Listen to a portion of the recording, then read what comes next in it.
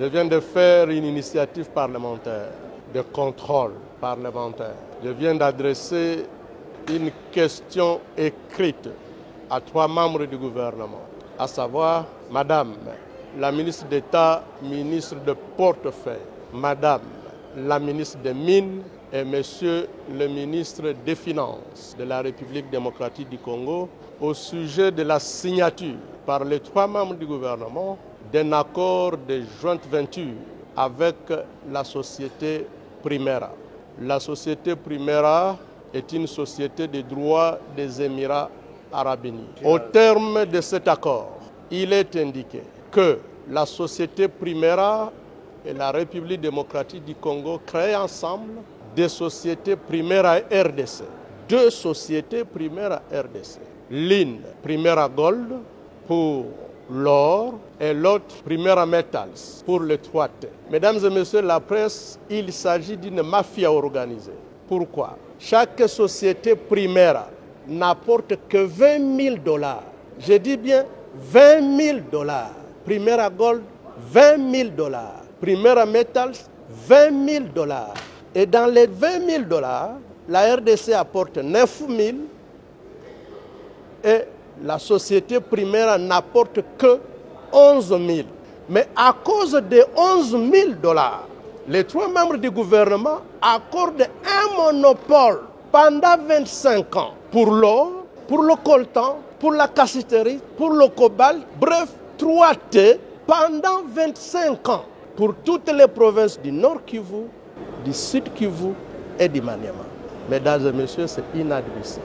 Maintenant, en termes d'obligations, la République démocratique du Congo s'engage à engager la société Sakima, qui est propriétaire de tous ces gisements, à signer un accord avec la société Primera pour 25 ans, en sorte que, à raison de seulement 11 000 $, Primera soit la seule société à pouvoir commercialiser l'or congolais, soit la seule société à pouvoir commercialiser le coltan, le cobalt, la cassiterite pendant 25 ans.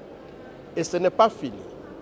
On accorde à la société Primera un régime fiscal privilégié, plusieurs exonérations inédites, et là où elle doit payer au taux de réduction scandaleuse. Rien que pour le coltan, les sociétés congolaises et entités de traitement congolaises payent 12% de la valeur de chaque marchandise, du moins de la cargaison des minéraux, à l'exportation. Là où les sociétés congolaises payent 12%, Primera ne payera que 3,5%. Nous avons calculé uniquement pour le coltan, le Trésor congolais paye 80% de ses revenus. Au cours d'un mois, à voir le flux, nous perdrons 500 millions de $ chaque mois pour les 3 provinces et pendant 25 ans. Nous avons donc dit que c'était inadmissible.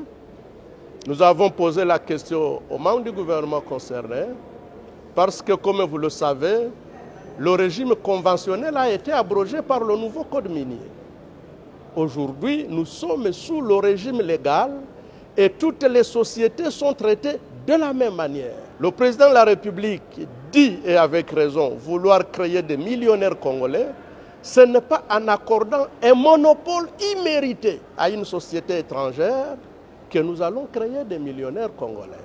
Ce n'est pas en accordant des exonérations illégales à un étranger que nous créons des millionnaires congolais. Et enfin, ce qui paraît scandaleux, en ce qui concerne le règlement du contentieux, les 3 membres du gouvernement ont renoncé au privilège de la souveraineté de la République démocratique du Congo.